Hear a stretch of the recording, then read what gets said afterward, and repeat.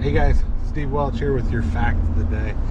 Doing another one of my Tales of a Car Guy. This has actually been a pretty fun series to do, so check out it on my Toyota channel and also on this channel, of course, for some more of them. But this is back when I was working for the airline, so we were union when we did that, so there were certain things that you had to do, so in order to, obviously be, to work there, right? So had to be part of the union, didn't have a choice not to be, but it was just one of those things. So a lot of times they would have times where they would need overtime.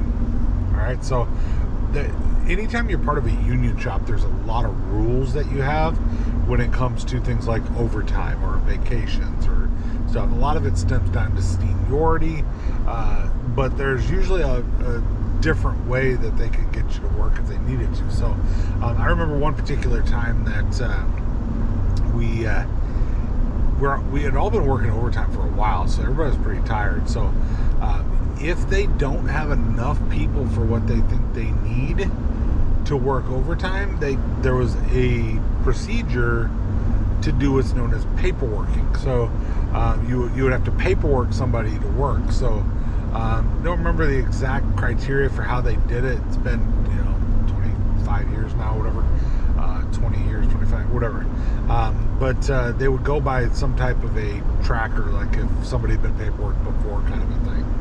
Well, they needed pretty much the entire shop to work Saturday and Sunday, and the rule is that they had to give you your paperwork before you left the facility. They couldn't call you and say, by the way, we're going to need you to come in Saturday, or we're going to need you to come in Sunday. They couldn't call you and say that. They had to physically hand you a piece of paperwork, paperworking you for the next day, the next week, the next whatever that time was.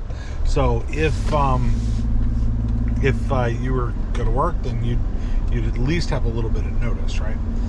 So I remember this time there was this particular gentleman, his name was Joey. Remember him pretty well, but he knew he was next to be paperworked. He didn't want to be paperworked. He had stuff to do. So as soon as he saw that nobody was taking the overtime, because if somebody took it, then the paperwork didn't matter, because they had enough people take it, then it didn't really matter. But when nobody was taking the overtime and he knew he was getting paperwork, he went to a different part of the facility and hid out by the time clock. You had, kind of like a credit card. You'd slide your card to get out of the, or not really get out, but like to punch out, right? Slide your card. So he was hanging out by a different time clock in a different shop and was just kind of waiting for the time to hit so he could clock out and leave. Well, time hit, he clocked out, he thought he was fully in the clear, right? So he's walking out, and next thing he sees his boss, his supervisor, coming towards him, saying, Joey, wait, got you something here. Joey takes off. He takes off hard too. I mean, he's a full out sprint, because if he gets off the property before he has that paperwork, he's gonna have to come in. Now we'll get, clocking out at the wrong clock, they could have got him for that, I'm sure, because you're out of your work area, but just, it didn't really matter at this point. So I've got a supervisor, and of course we're all watching this. I got a supervisor in a full sprint behind a employee in a full sprint, and neither one of these guys was in bad shape. They were both pretty good, and they were just rolling.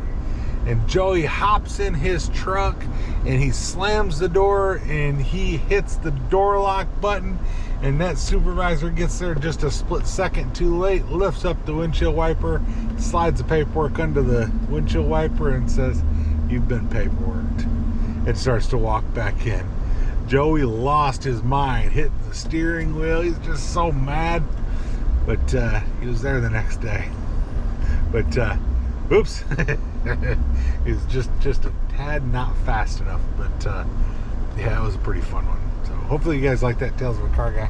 back when I worked for the airline, and just something that I don't know, maybe some of you guys have never been a part of. But Steve Welch, Tales of a Car Guy. You guys have a good day. Bye.